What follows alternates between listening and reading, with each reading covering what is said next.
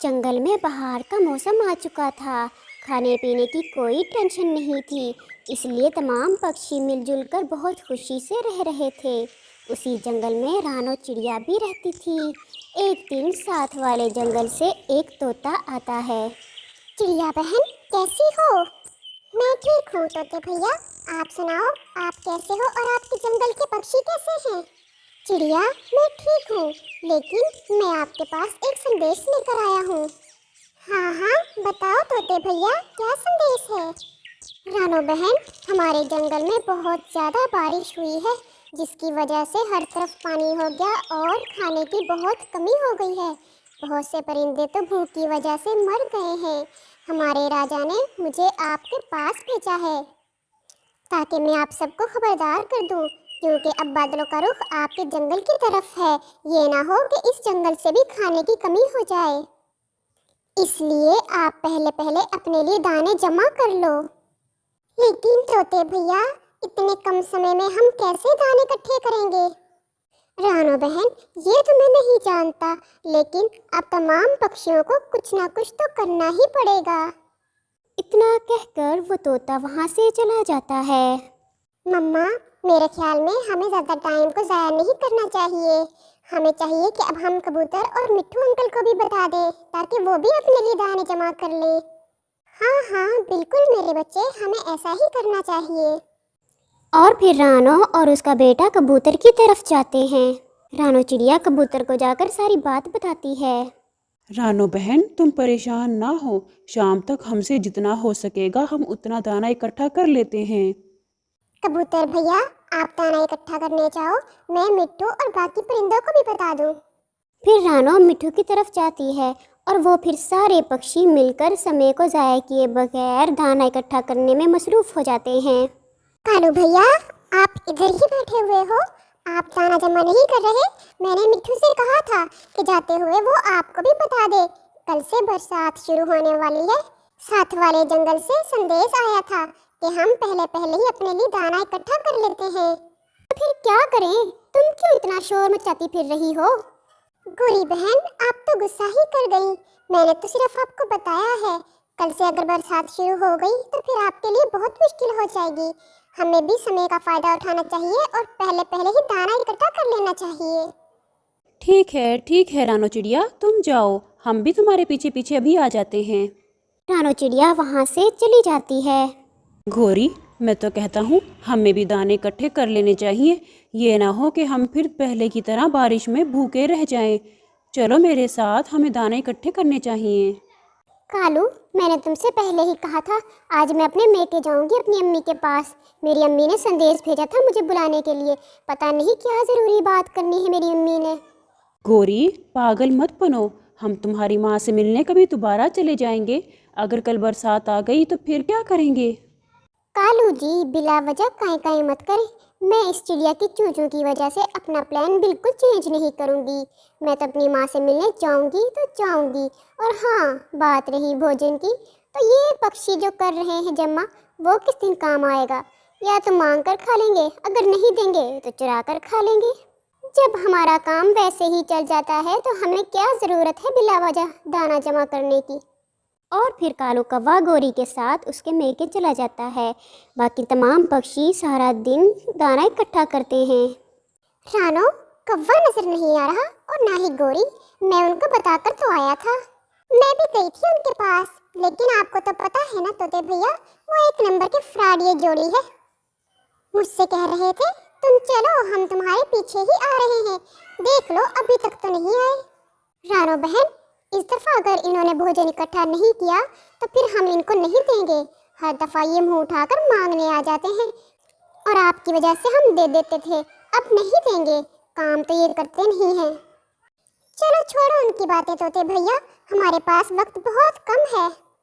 और फिर रानो चिड़िया और तोता अपने काम में दोबारा लग जाते हैं और शाम होते ही गोरी और कौवा भी वापस आ जाते हैं। अगर बरसात हो गई तो हमने भी ठान ली है, इस दफ़ा तुम्हें कोई पक्षी कोई दाना नहीं देगा। अरे तुम जाओ यहाँ से मोटी चोंच वाले तोते, तुम क्यों टें टें कर रहे हो? हमने तुमसे कभी पहले मांग कर खाया है जो आके हमें बातें सुना रहे हो? कौन सा तूफान आ रहा है, देख लेंगे हम भी। मम्मा,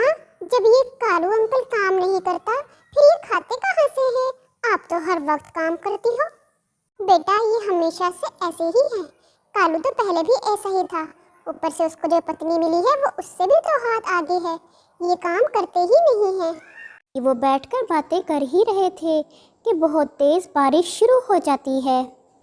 दोनों माँ बेटा बारिश में आराम से अपने घोंसले में बैठे हुए थे और ऐसे ही फिर वो सो जाते हैं। सुबह हो गई थी लेकिन बारिश नहीं रुक रही थी। तमाम पक्षी अपने अपने घोंसले में बैठे आराम से बारिश एंजॉय कर रहे थे और ऐसे ही बारिश सारा दिन बरसती रहती है और शाम हो जाती है। कालू जी अगर आप गुस्सा ना करो तो मैंने आपसे कुछ कहना है।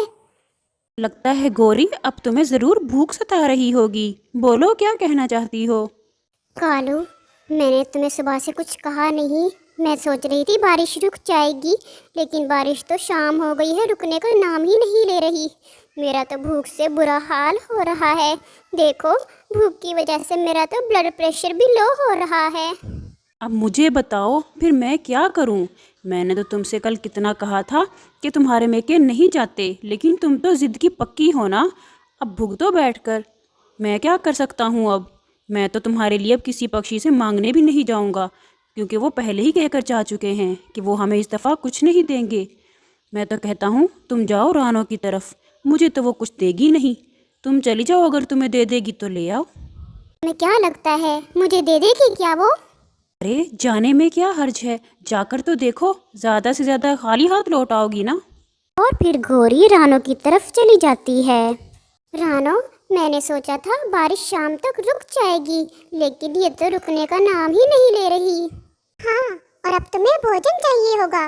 रानो मैं तुम्हें ज़्यादा शर्मिंदा तो नहीं करूँगी लेकिन इतना ज़रूर कहूँगी, थोड़ी सी शर्म तो होनी चाहिए।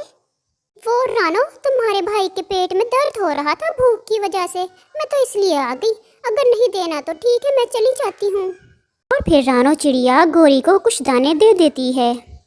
मेरे कालू भैया को ये संदेश जरूर दे देना, तोते भैया और कबूतर भैया को पता नहीं चलना चाहिए कि मैंने आपकी मदद की है, क्योंकि वो इस दफ़ा बहुत गुस्से हैं आप पर। हाँ रानो मैं बता दूंगी आपके भैया को। कह रही थी मैं ज़्यादा शर्मिंदा नहीं करूँगी, फिर भी मुझे इतनी बातें सुना दी रानो ने। दाने तो दे दिए लेकिन बहुत बातें बनाती है, इससे बस भाषण सुन ले कोई। गौरी अब चुपचाप खा लो, अगर वो ना देती तो तुम क्या कर लेती? खुद काम करती नहीं हो, दूसरों से तुम्हें बातें सुनना भी गवारा नहीं। माँ बारिश क्यों नहीं रुक रही है?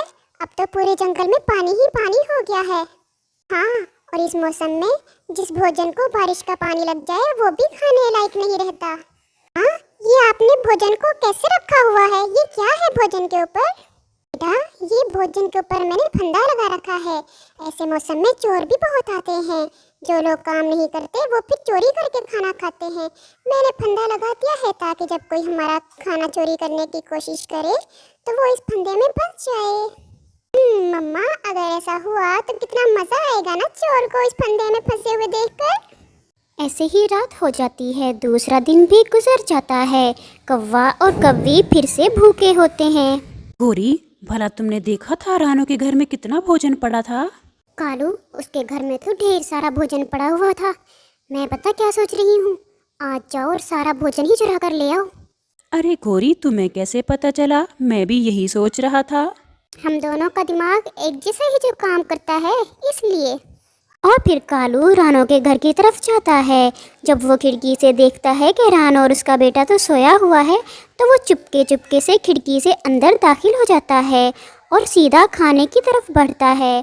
लेकिन जैसे ही वो दाने चुराने की कोशिश में अपनी गर्दन आगे करता है तो उसकी गर्दन फंदे में फंस जाती है और उसकी आवाज़ सुनकर रानो चिड़िया और उसका बेटा भी उठ जाते हैं। चुरा लो भैया, चुरा लो मेरे दाने, चुरा लिया, मजा आया। अब मैंने तुम जैसे चोरों का इलाज पहले ही कर रखा था। रानो एक दफ़ा माफ़ कर दो बहन, मैं दोबारा नहीं करूँगा, प्लीज़ मेरा दम घुट रहा है। रानो कालू को एक गंदम का सिक्का दे देती है। कौवा बहुत शर्मिंदा होता है और वहाँ से चला जाता है।